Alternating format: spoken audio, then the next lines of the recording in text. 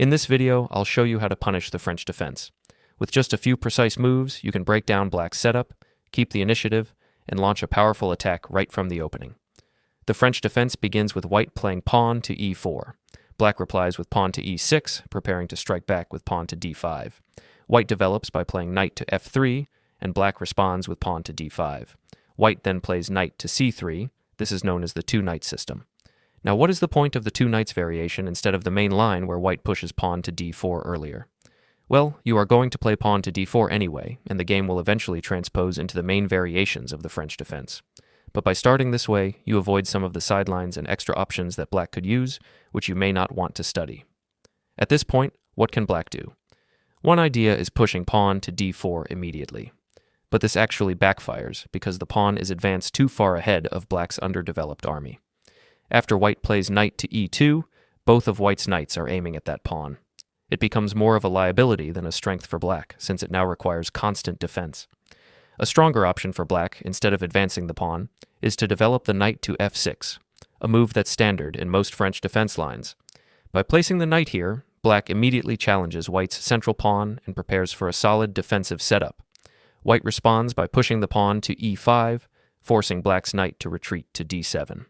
This gives White the space to finally play pawn to d4, and the game smoothly transposes into the classical French defense.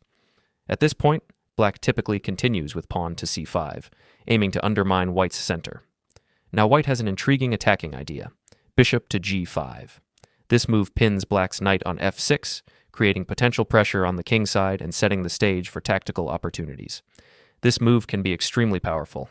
Not only will you score many victories with it, but the following variations are full of fascinating ideas that make this system a joy to study and play. After bishop to g5, you are directly attacking the Black queen, so obviously Black must address this threat in some way. A common response from stronger players is bishop to e7. Now White captures on e7 with the bishop, and Black recaptures with the queen. So far, everything looks completely natural. But then White's knight jumps to b5, creating a powerful dual threat. Either knight to c7, which would fork the Black king and the rook in the corner, or knight to d6 with check to the Black king. That second option places your knight on an extremely strong square, forcing the Black king to move and lose the right to castle. Both threats are extremely unpleasant for Black, and the problem is that there is no way for Black to stop them both at the same time. In the actual game, Black decided to castle, but after White played knight to c7, Black could have resigned immediately. And this was only move 9, right at the start of the game.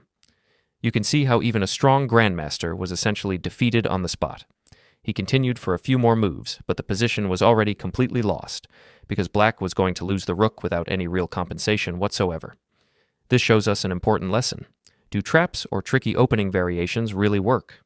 The answer is yes, they certainly do, even against very strong grandmasters, as in this case. Of course, you will not become a strong player only by relying on tricky opening lines. But if you both improve your overall chess level and also learn some powerful and surprising opening variations, then it can work extremely well for you, and that is exactly how you will win many of your games. Just like this example. Now let us ask, is there a stronger option for Black in this position? The answer is yes. Let us go back to the earlier moment where White played bishop to g5, directly hitting the Black queen.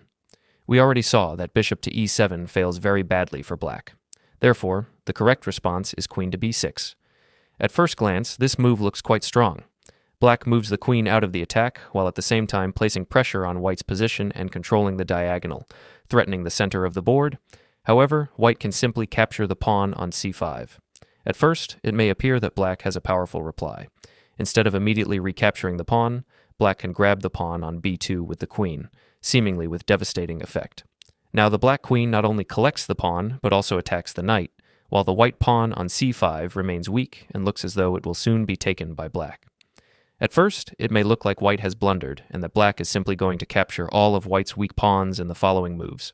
But in reality, this is a trap. Here White plays knight to b5, the very same idea we already saw in the previous variation. And it works just as well here, even though the line is slightly different. Now White is threatening knight to c7, and this time, it is not only a fork of the Black king and the rook in the corner, it is actually checkmate. Notice that the diagonal is completely controlled, so knight to c7 would deliver a beautiful checkmate against the Black king. Another potential problem that black faces, apart from the threat of knight to c7, is that the black queen on b2 looks a bit trapped. It does not have many safe squares to go to, and black may start to worry that you can trap the queen after a move like rook to b1. So, an ideal solution for black seems to be queen to b4 with check, and then capturing the pawn afterward. Right now, this gives check to the white king, and if white defends, the black queen can retreat safely while collecting 2 pawns along the way. It looks like black has outsmarted you and is winning. But here comes a variation that is absolutely shocking and almost inhuman. White plays bishop to e3, directly attacking the black queen. Now the only square left for the queen is c6, and suddenly white begins a hunt for the queen. This is an extremely rare case. Usually a queen might get trapped in the corner, but almost never in the middle of the board. Yet that is exactly what happens here. Now the queen is under attack and still has to guard the c7 square, because knight to c7 is still a deadly threat. So black may try queen back to b6. But then comes the crushing combination, knight takes e6. This is brutal. White completely destroys black's position. The queen is under attack, both of white's knights are aiming at the c7 square, and black's defenses are collapsing under the pressure. Most likely the black queen will be forced to capture the white knight. But then comes knight to c7, a devastating fork against the king, queen, and rook, black's most valuable pieces. On the very next move, you are going to win the queen, and with it, the entire game. This is so brutal because black played only reasonable moves, yet was destroyed completely. Honestly, if you feel any compassion for your opponent, you might not want to play this variation, but it is there for you, and it is absolutely crushing. Let us return once again to the critical position. White plays bishop to g5, directly attacking the black queen. Black responds with queen to b6. White then captures on c5, and we already know that queen takes b2 looks very tempting for black. However, after white plays knight to b5, the tables quickly turn, because this creates a very powerful threat. We have already seen that retreating with the black queen usually leads to disaster. So what if black instead tries knight to a6 in order to cover the c7 square? At first glance, this seems like a perfectly reasonable defense. Black is still attacking many of white's pawns, and it looks as though the queen cannot be trapped. For example, if white tries rook to b1, the black queen can simply capture the pawn on a2. Black appears to be doing just fine, collecting material and holding the position together. But then white plays rook to a1. At first, it looks as if white is simply repeating moves and aiming for a draw. After the black queen retreats back to b2, however, there is a subtle yet crucial difference. Because the pawn on a2 has disappeared, the a file is now completely open. And here comes the crushing move. Rook takes knight on a6. This eliminates the key defender of the c7 square.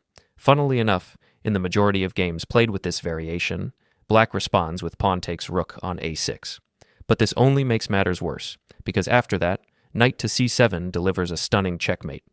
This is one of the elegant tactical outcomes of this opening variation, and it is something you can use in your own games to achieve a brilliant victory.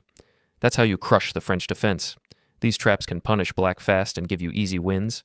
Try them out, and don't forget to like, subscribe, and stay tuned for more deadly opening ideas.